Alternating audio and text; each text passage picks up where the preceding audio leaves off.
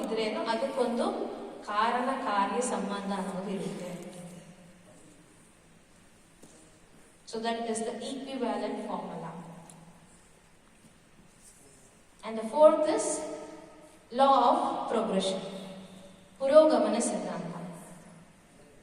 ಈಗ ನಾನು ಯಾವುದೇ ಒಂದು ಕೆಲಸ ಮಾಡ್ತಿದ್ರೇನೋ ಇಲ್ಲ ಯಾವುದೇ ಒಂದು ಪ್ರಯಾಣವನ್ನ ಮಾಡ್ತಿದ್ರೇನೋ ಅದರಲ್ಲಿ ಮುಂಚೆ ಹೋಗ್ತಾನೆ ಇರ್ತೀನಿ.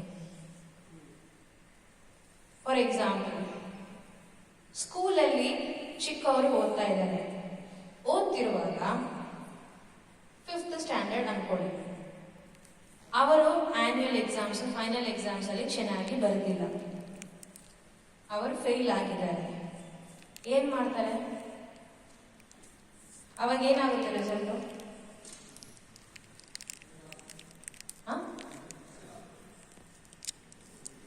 ಫೇಲ್. ಅದೇ ಅಂದ್ರೆ ಅವ್ರ ಫ್ರೆಂಡ್ಸ್ ಎಲ್ಲ ಪಾಸ್ ಆಗಿದ್ದಾರೆ. ಪಾಸ್ ಅವ್ರು ಏನ್ ಮಾಡ್ತಾರೆ? ನೆಕ್ಸ್ಟ್ ಕ್ಲಾಸ್ಗೆ ಹೋಗ್ತಾರೆ, ಕರೆಕ್ಟಾ? ಬಟ್ ಫೇಲ್ ಆಗಿರೋರು ಏನ್ ಮಾಡ್ತಾರೆ? ಅದೇ ಕ್ಲಾಸಲ್ಲಿ ಇರ್ತಾರ ಅಥವಾ ಕೆಳಗೆ ಕ್ಲಾಸ್ ಕಲ್ಬಿಡ್ತಾರ? ಅದೇ ಕ್ಲಾಸಲ್ಲಿ ಇರ್ತಾರೆ.